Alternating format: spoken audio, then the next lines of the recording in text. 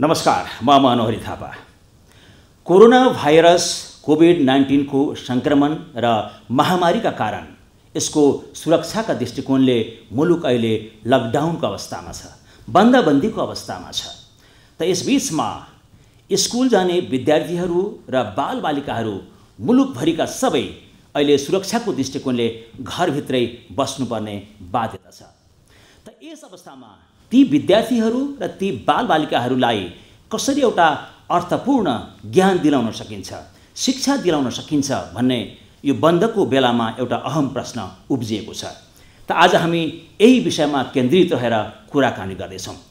त आजको यस कार्यक्रमका लागि आज हामीसँग हुनुहुन्छ बालबालिकाको क्षेत्रमा काम गर्ने अन्तर्राष्ट्रिय गैर सरकारी संस्था सेभ द चिल्ड्रेन कि एकजना शिक्षा सल्लाहकार हुनुहुन्छ र जो शिक्षा विज्ञान तथा प्रविधि मन्त्रालयमा नेपाल एजुकेसन क्लस्टर छ, नेपाल शिक्षा समूह छ, त्यसको एउटा कोलिडको रूपमा पनि उहाँले काम गरिराख्नु भएको छ। उहाँ हुनुहुन्छ डाक्टर लक्ष्मी पौडेल। अहिले बन्दाबन्दीको अवस्था छ, लकडाउनको अवस्थामा हामी छौँ। यो बेलामा यहाँले आफ्नो समयलाई कसरी सदुपयोग गरिराख्नु भएको छ एउटा नागरिकको हैसियतले? हजुर, सर्वप्रथम नमस्कार यहाँलाई। हजुर नमस्कार। जब यो अब नेपालमा नेपाल सरकारबाट चाहिँ लकडाउनको घोषणा भयो, हुन त हामी सेभ द चिल्ड्रेनमा पहिलेदेखि अलिकति हामी तयारी अवस्थामा थियौँ। अरू देशहरूमा जुन यो यसको फैलिरहेको थियो त्यसलाई हेरेर चाहिँ हाम्रो अलिकति तयारीको अवस्था हामी पहिले नै थियौँ।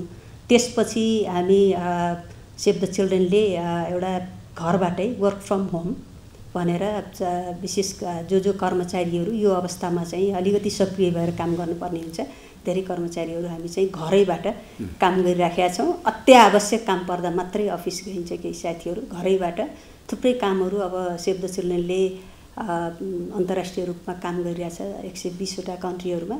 कति चाहिँ इन्टरनेसनल कलहरू हुन्छन्, कति नेसनल कलहरू हुन्छन्, त्यसमा चाहिँ जस घरै बसेर अहिलेसम्म चाहिँ घरै बसेर काम गरिरहेछौँ। भनेपछि अहिलेको नेपालको लकडाउनको अवस्थामा पनि अफिस सरह घरबाट काम भइराखेको छ? त्यो यो लागि हाम्रो एउटा वास्तवमा एउटा आफैले चाहिँ अनुभव गर्ने राम्रो अवसरको रूपमा पनि मलाई लाग्यो। पहिला अहिलेसम्म हामीले यस्तो भोगेका पनि थिएनौँ, तर अहिले चाहिँ मलाई यो बसाइबाट आज 22 दिन भएछ गर्न सकिने रहेछ भन्ने अनुभूति भएको छ। थुप्रै अब भनौँ न सेभ द चिल्ड्रेनको इन्टरनल कामहरू भयो।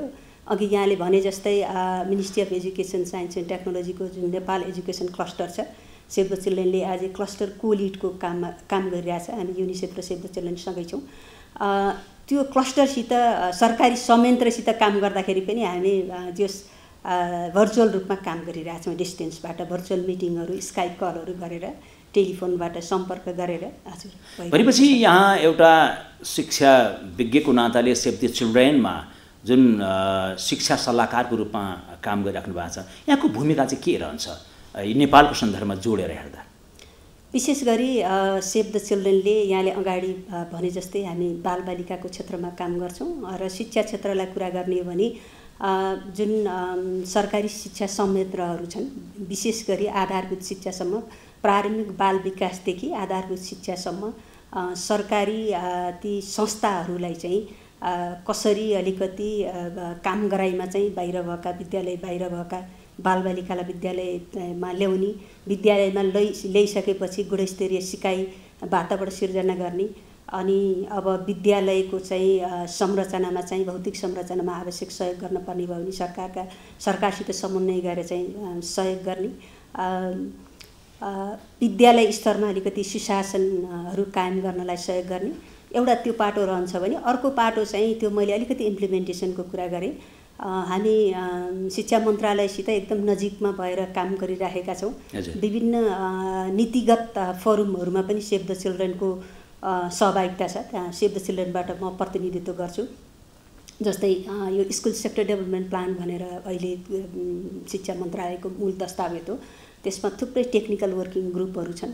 ती टेक्निकल वर्किङ ग्रुपमा हामी सँगै बसेर सरकारलाई सहयोग गर्ने काम गरिरहेछौँ। भनेपछि गभर्मेन्टको नीति नियम बनाउने फोरमहरूमा एकातिर सहयोग हुन्छ भने अर्को सिभिल सोसाइटी अर्गनाइजेसनसित मिलेर फिल्ड लेभलमा इम्प्लिमेन्टेसनको कामहरू गर्छौँ। त्यसो हुनाले हाम्रो रोल भनेको चाहिँ एउटा नेसनल लेभलमा छ भने अर्को चाहिँ फिल्ड लेभलमा इम्प्लिमेन्टेसनको रोल छ।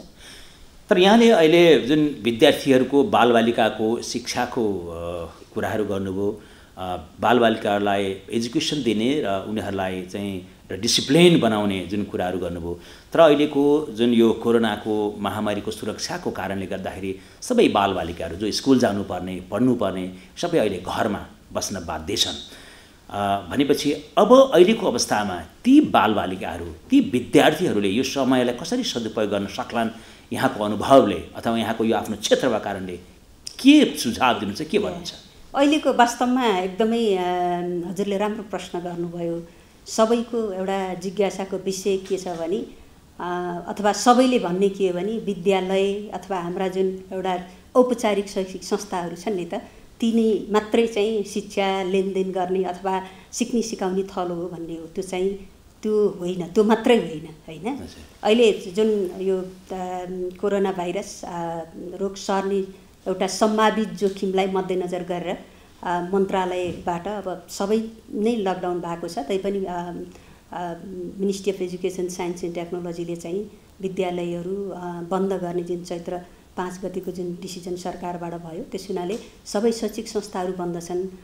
बालबालिकाहरू घरमै हुनुहुन्छ र यी शैक्षिक संस्था खुल्नका लागि केही समय लाग्न सक्छ। अब हामीले अहिले भन्दाखेरि पनि वैशाखको 3 गतिसम्म त बन्द गर्ने भनेर सरकारको निर्णय नै छ।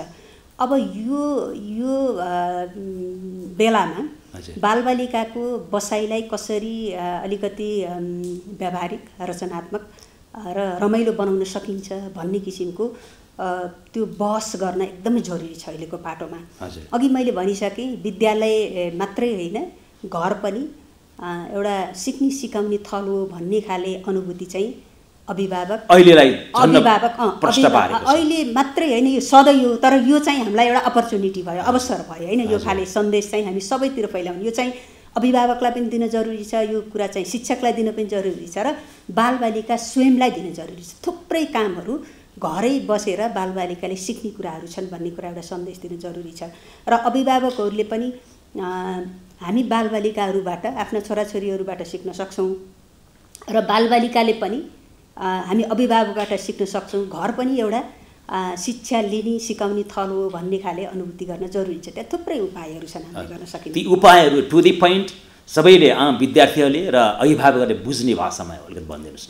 पहिलो कुरा के हो भने मैले अलिकति यहाँ थोरै ब्याकग्राउन्ड अहिलेको कन्टेक्स्टलाई अभिभावकको भूमिका अहिले के हुन्छ भने पहिलो कुरा चाहिँ यो अहिले जुन सम्भावित सङ्क्रमणलाई विचार गरेर जुन शैक्षिक संस्था बन्द छन् बालबालिकाका मनमा चाहिँ थुप्रै प्रश्नहरू हुन सक्छन् होइन।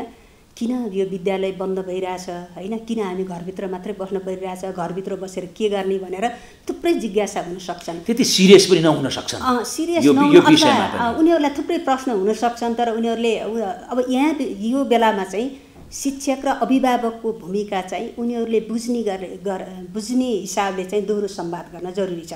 अभिभावक त घरै हुनुहुन्छ, उहाँहरूले गर्न सक्नु नि भयो।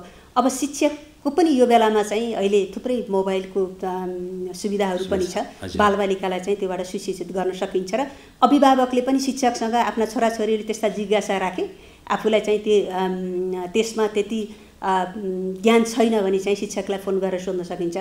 2-3वटा सन्देश चाहिँ यो बेलामा अभिभावकको तर्फबाट जान जरुरी छ। एउटा कुरा अब यो कोरोना भाइरस कसरी सर्छ भन्ने कुरामा चाहिँ बालबालिकालाई चाहिँ अभिभावकले उनीहरूले बुझिने हिसाबले चाहिँ यो अलिकति श्वास प्रश्वास सम्बन्धी हो होइन।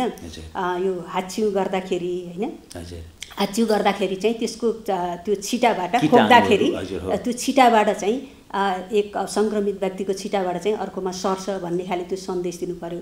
अब त्यसलाई चाहिँ रोक्नका लागि हाच्छिउ गर्ने तरिकाहरू पनि छन् होइन। हाच्छिउ आइहाल्यो भने चाहिँ यसरी अब छोपेर गर्ने कुराहरू छ, मास्क लगाउने कुरा छ।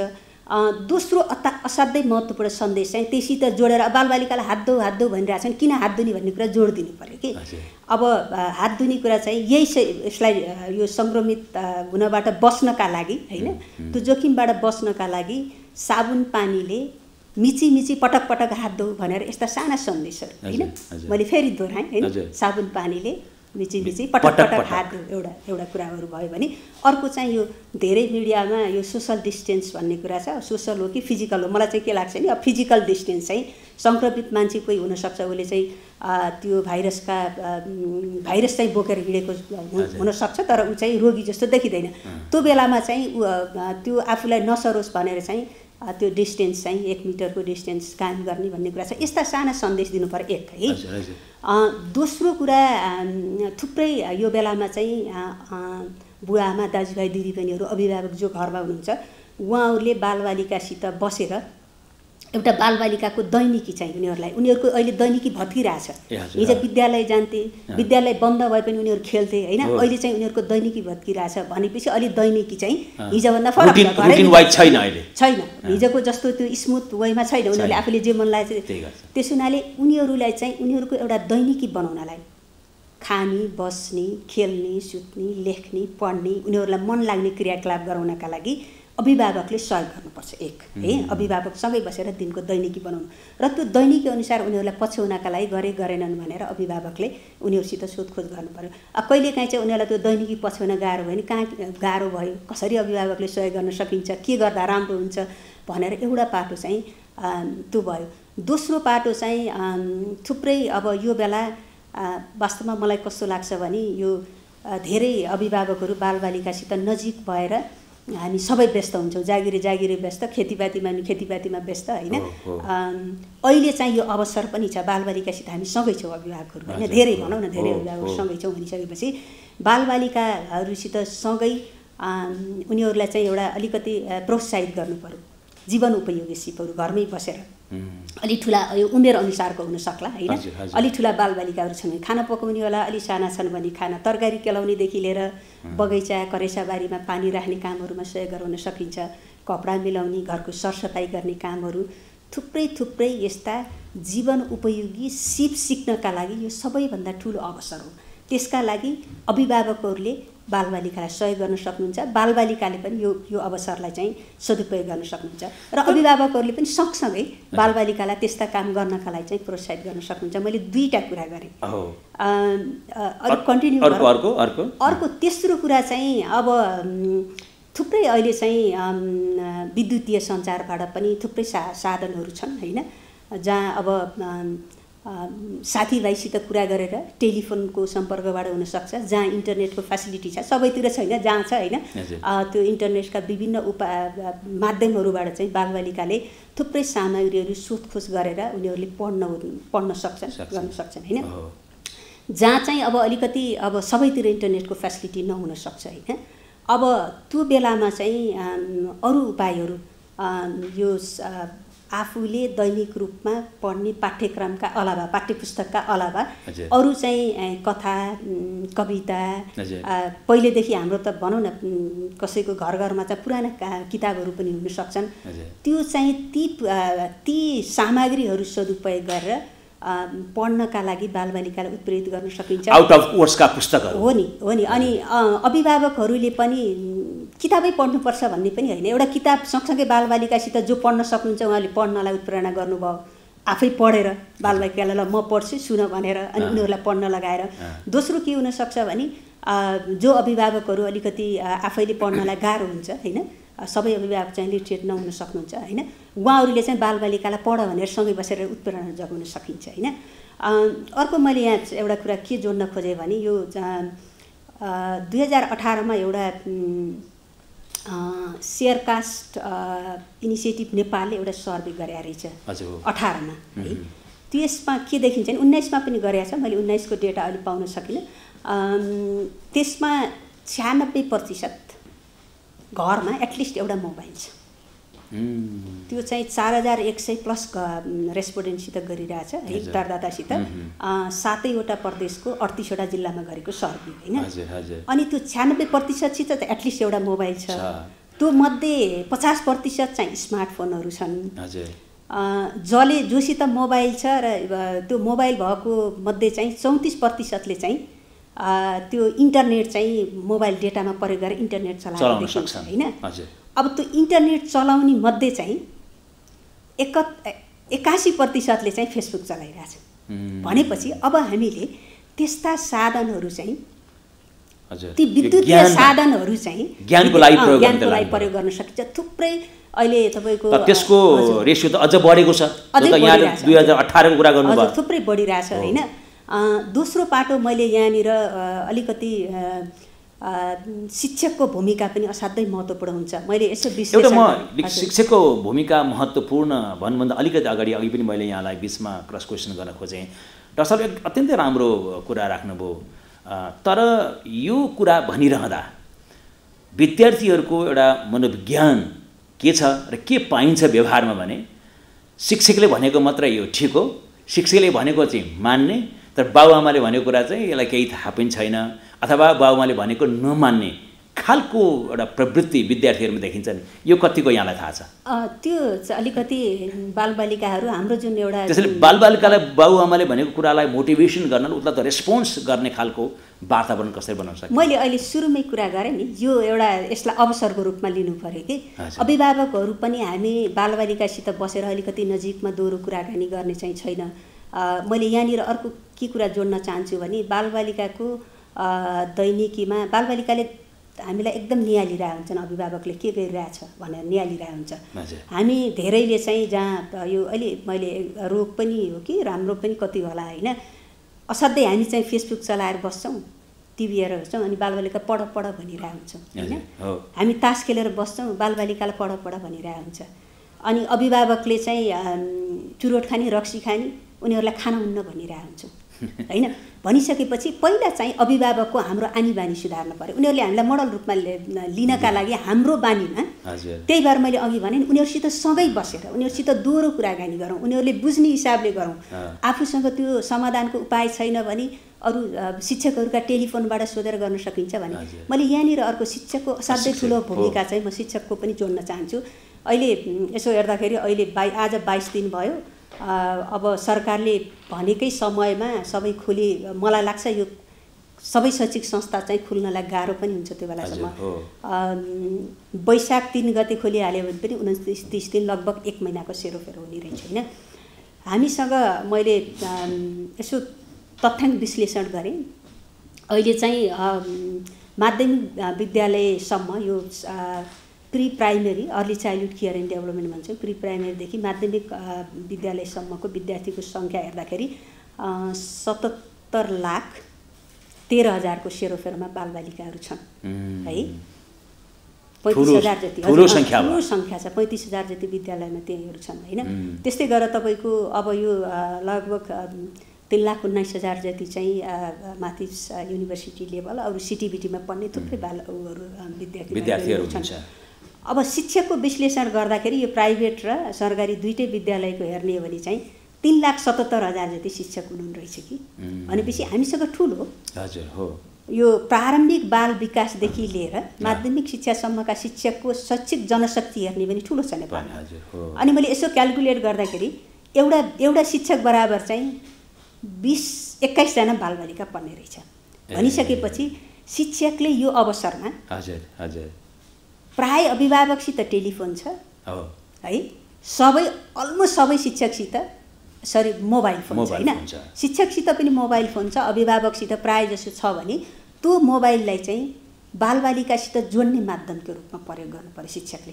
कसरी उनीहरूलाई चाहिँ यो बेलामा चाहिँ कसरी उनीहरूको सिकाइलाई निरन्तरता दिन सकिन्छ, कस्ता गतिविधि गर्न सक्छन्, यदि उनीहरूले चाहिँ त्यसबाट डेटाबाट अलिकति इन्टरनेट हेर्ने हो भने त्यसलाई सही सदुपयोग कसरी गर्ने, मोबाइललाई फेसबुक नराम्रो भन्ने भन्दा पनि त्यसलाई चाहिँ सिकाइको वातावरण उपयोगी हिसाबले चाहिँ कसरी प्रयोग गर्न सकिन्छ भनेर शिक्षकले थुप्रै काम गर्न सक्नुहुन्छ। यसमा यो अभिभावक र शिक्षकले उत्प्रेरणा जगाउने, बालबालिकालाई त्यसलाई चाहिँ प्रेरित गर्ने त्यतातिर हामी लान सक्छौँ। अर्को मैले यहाँ मलाई अलिकति यो विषय अलि हाइलाइट गर्न मन लाग्यो। अर्को पाटो यहाँनिर असाध्यै हामीले अलिकति गम्भीर भएर हेर्नुपर्ने पाटो के छ भने केही बालबालिकाहरू अपाङ्ग छन्, केही चाहिँ अभिभावकविहीन बालबालिकाहरू छन्, केही बालबालिकाहरू चाहिँ हिंसामा पर्ने, यी अभिभावकविहीन र यस्ता बालबालिकाहरू हिंसामा पर्ने सम्भावित जोखिममा पर्ने बालबालिकाहरू छन्। अब यी बालबालिकाहरू त बालबालिका सबै बालबालिकाहरू यिनी अब एउटा सानो सङ्ख्या यो भन्ने भन्दा पनि यो अवस्थामा चाहिँ विशेष गरी ती बालबालिकाहरू एकातिर चाहिँ उनीहरूले अभिभावकत्व राम्रोसँग नपाएर उनीहरू अलिकति मनोसामाजिक हिसाबले कोरोनाको सबै समाचार सुनिरहेका हुन्छन्। अब त्यसले चाहिँ नकारात्मक असर परिरहेको हुन्छ, उनीहरूलाई एउटा मनोवैज्ञानिक हिसाबले चाहिँ त्रास सिर्जना भइरहेको हुन्छ भने अब दोस्रो उनीहरूलाई त्यहाँ सहयोग गर्ने मेकानिजम अरू बालबालिकाको त अभिभावकसित सँगै बसे नि हैन, उनीहरूले सहयोग लिए भनेपछि ती बालबालिकालाई चाहिँ अभिभावकत्व पनि कम हुने हिसाबले असाध्यै धेरै ठुलो भूमिका अहिले मैले त्यहाँनिर शिक्षकको पनि देख्छु। किन शिक्षकलाई थाहा हुन्छ भनिसकेपछि स्थानीय सरकारको शिक्षा प्रमुख र शिक्षक उहाँहरूले चाहिँ आफ्नो समुदायमा स्थानीय शिक्षकहरूले चाहिँ आफ्नो समुदायमा त्यस्ता बालबालिकाको पहिचान गरेर उनीहरूसित संवाद गर्न जरुरी छ। उनीहरूको बसाइलाई चाहिँ त्यो मनोसामाजिक हिसाबले उठेका त्यो त्रासहरूलाई भगाएर त्रासहरूलाई चाहिँ हटाउने वातावरण सिर्जना गरेर उनीहरूको बसाइ अलिकति सिकाइमूलक उपलब्धिमूलक गराउने, उनीहरूलाई यसरी पढ्न सकिन्छ सामग्रीहरू उपलब्ध गराउने, उनीहरूलाई चाहिँ अलिकति त्यो सम्बन्धी चाहिँ आइडियाजहरू दिन सकिन्छ। त्यो पाटो चाहिँ धेरै ठाउँमा छुटिरहेको हुन्छ र यो असाध्यै महत्त्वपूर्ण पाटो पनि हो। हामी सामान्य बालबालिका हेर्दाखेरि धेरै सबै बालबालिकाका कुरा गर्छौँ। अब एउटा यही बिचमा एउटा महत्त्वपूर्ण कुरा, हामी कति राम्रा कुराहरू गर्छौँ, त्यो हामीसँग आइडिया पनि छ, तर यसलाई हामीले इन प्र्याक्टिकल व्यवहारमै उतार्न चाहिँ एकदमै कठिन छ। जसरी यहाँले अब 20 जना विद्यार्थी बराबर एकजना टिचरले अहिलेको अवस्थामा हेर्न सक्ने स्थिति तथ्याङ्कले बताएको छ। अब उहाँहरू पनि बन्दी अवस्थामा हुनुहुन्छ अनि त्यसपछि अभिभावकले गर्ने भूमिका र स्वयं विद्यार्थीहरू पनि यहाँको भनाइअनुसार अलिकति सचेत हुने अवस्था व्यवहारमा कन्भर्ट गर्न अलिकति गाह्रो छ। डाक्टर साहब लक्ष्मीजी, अब यसलाई चाहिँ साँच्चीकै हामी व्यवहारमा उतार्न चाहिँ कसको के भूमिका हुन्छ होला? अब हामी करिब कार्यक्रमको अन्तिमतिर यसमा मैले अघि भने जस्तै सेभ द चिल्ड्रेन चाहिँ हामी यो नेपाल एजुकेसन क्लस्टर हैन शिक्षा मन्त्रालयको नेतृत्वमा भएको त्यस क्लस्टरमा छौँ। हामी थुप्रै त्यहाँ क्लस्टरबाट काम गरिरहेका छौँ। अहिले एउटा यही अहिले मैले गरिरहेकै कुराहरूमा चाहिँ हामीले शिक्षासित सम्बन्धित सन्देशहरू तयार गरेर विभिन्न यो माध्यमहरूबाट सेभ द चिल्ड्रेनकै हामीले काम गरेका क्षेत्रहरूमा चाहिँ 40वटा विभिन्न लोकल एफएमबाट अनि तपाईँको यो कान्तिपुर रेडियोले प्रसारण गरिराख्नु भएको छ, कम्युनिटी रेडियो जसको एक्सेस चाहिँ 350वटा विभिन्न उसित च्यानलमा उसको सम्बन्ध छ। यसबाट चाहिँ एउटा सन्देशहरू कसरी अभिभावकले बालबालिकालाई चाहिँ एउटा घरको बसाइलाई चाहिँ रचनात्मक सृजनात्मक व्यवहारिक गराउन सकिन्छ भनेर, दोस्रो त्यसमा अभिभावक बालबालिका बीच पनि त्यस्तो अलिकति कसरी बस्ने भनेर बालबालिकाकै संवादहरूलाई पनि हामीले प्रसार गरिराखेका छौँ। तेस्रो कुरा चाहिँ अहिले त्यो क्लस्टरबाट एजुकेसन क्लस्टरबाट यो अवस्था अलि लामैसम्म गयो भने चाहिँ सेल्फ लर्निङ मटेरियलहरू बालबालिका घरै बसेर चाहिँ अभ्यास गरेर अभिभावकले चाहिँ अभिभावकको सहयोगमा गर्न सक्ने त्यस्ता सामग्रीहरू तयार भइराखेको छ। रेडियोको माध्यमबाट यहाँ जानुभयो, यो अडियो भिजुअलको माध्यमबाट चाहिँ जानु भएको छैन? अडियोबाट भिडियोको माध्यमबाट टेलिभिजनबाट चाहिँ हाम्रो मन्त्रालयकै एउटा सहकार्यमा चाहिँ एनटिभी प्लसले प्रसारण गर्नुभएको छ ती म्यासेजहरू। दोस्रो चाहिँ एनटिभी प्लसबाट चाहिँ यो भर्चुअल क्लास 9 र 10 को लागि भर्चुअल क्लासहरू 11 बजेदेखि 3 बजेको भर्चुअल क्लासहरू भइरहेछ। थुप्रै कामहरू चाहिँ टेलिभिजनबाट पनि भइरहेछ, तर सबै ठाउँमा टेलिभिजनको एक्सेस नभएको भएर हामीले लोकल लेभलका रेडियोहरू एफएमहरूको माध्यमबाट ताकि धेरै बालबालिका। अर्को कुरा हामी के पनि काम गरिरहेछौँ भने सेभ द चिल्ड्रेनकै प्रोग्राम एरियामा चाहिँ अभिभावकहरूलाई चाहिँ त्यो एसएमएस पठाउने अहिले भनेका ती सन्देशहरू छन् नि। मलाई हिजो उसबाट महोत्तरीबाट साथीहरू गर्नुभएको थियो, आज मात्रै सामाजिक त्यो परिचालकहरूको माध्यमबाट 2900 अभिभावकलाई चाहिँ एसएमएस गयो नेपालीमा चाहिँ बालबालिकालाई कसरी इन्गेज गराउन सकिन्छ भनेर। कालीकोटमा चाहिँ कालीकोटमा त्यो एउटा शुभकालिकामा उहाँहरूले के इनिसिएटिभ गर्नुभयो भने सब्जेक्ट वाइज टिचर लोकल टिचरबाट चाहिँ एफएम रेडियोको माध्यमबाट चाहिँ एफएमबाट चाहिँ डिस्टेन्स एजुकेसनको सुरुवात गरिराख्नु भएको छ। थुप्रै चाहिँ क्लस्टर रिलेटेड काम पनि भएको छ।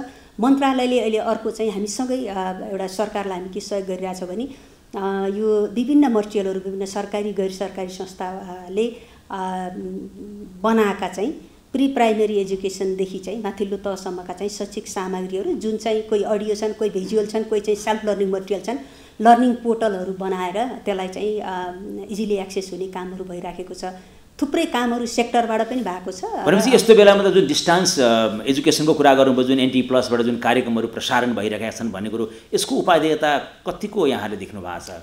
यस्तो छ, अब यसलाई हामी वास्तवमा यसले कतिसम्म प्रभाव पारिरहेछ भनेर यसको रिजल्टकै हिसाबले हामीले हेर्न त पनि राखेका छैनौँ, त्यो बेला भएको पनि छैन। तर अहिलेको उपाय विभिन्न कन्ट्रीहरूमा चाहिँ विगतमा चाहिँ अब यो कोरोना भाइरस जस्तै नभए पनि अरू स्वाइन फ्लू जस्ता त्यस्ता हुँदाखेरि चाहिँ फ्लूहरू लागेको बेलामा धेरै लामो समय विद्यालयहरू बन्द हुँदाखेरि डिस्टेन्स एजुकेसनको मोडबाट गएको देखिन्छ, इन्टरेक्टिभ रेडियो प्रोग्रामहरू होइन। अरू विभिन्न कन्ट्रीहरूले चाहिँ रेडियोबाटै त्यो जुन करिकुलम छ, करिकुलमलाई चाहिँ रेडियोमा चाहिँ स्ट्यान्डर्ड करिकुलम गराएर रेडियो मार्फत चाहिँ शिक्षण सिकाइ गतिविधिलाई चलाएको थुप्रै उपायहरू छन्। यसलाई अवसरको रूपमा ल्याउँ। मैले के भन्न चाहन्छु भने हामी धेरै हतोत्साही नहौँ, थुप्रै काम गर्न पनि सकिन्छ र यसलाई अभिभावकले पनि ओहो मेरा छोराछोरी घरै बसे केही बिग्रियो कि भन्नु भएन, बालबालिकाले पनि मेरो पढाइ बिग्रियो म जाँचमा राम्रो गर्न सक्दिनँ कि भन्नु भएन। यसलाई अवसरको रूपमा लिएर अघि मैले भने अरू थुप्रै उपायहरू हुन सक्छन्, लोकल लेभलका नि हुन सक्छन्। यो अवस्थालाई चाहिँ राम्रोसँग व्यवस्थापन गरौँ, सृजनशील हिसाबले चाहिँ समय बिताउँ भन्न चाहन्छु। हस्, धन्यवाद यहाँलाई। हजुर, धेरै धेरै धन्यवाद। म सेभ द चिल्ड्रेनको तर्फबाट विशेष गरी नेपाल टेलिभिजन अनि यहाँलाई पनि म धेरै आभार व्यक्त गर्न चाहन्छु यो मौका दिनुभएकोमा। हजुर, धन्यवाद। दर्शकवृन्द, अहिले जुन यो कोरोना भाइरस कोभिड-19 को सन्तास र यसको महामारी जुन फैलिरहेको छ, त्यसको नियन्त्रणका लागि सरकारले जुन एउटा लकडाउनको अवस्था निर्णय गरिरहेको छ, यसमा चाहिँ एउटा सचेत नागरिकहरू चाहिँ घरभित्रै बसेर यसको सुरक्षाका लागि लडिराख्नु भएको छ र त्यसमा बालबालिकाहरू र विद्यार्थीहरू पनि परेका छन्। र यस अवस्थामा विद्यार्थीहरूलाई र बालबालिकाहरूलाई घरमै बसेर पनि कसरी उहाँहरूलाई एउटा अर्थपूर्ण शिक्षा ज्ञान दिन सकिन्छ भन्ने बारेमा हाम्रो आजको शिक्षा विज्ञ हुन्छ डाक्टर लक्ष्मी पौडेल। उहाँले केही आफ्ना कुराहरू, अनुभवहरू र विचारहरू पनि व्यक्त गर्नुभएको छ। हामी आशा गरौँ यो एउटा महत्त्वपूर्ण यो जुन समय छ यसलाई त्यही रूपमा हामीले सदुपयोग गरौँ विद्यार्थीको हितमा, विद्यार्थीहरूको पक्षमा भन्दै आजलाई यो कार्यक्रमबाट म पनि बिदा चाहन्छु। नमस्कार।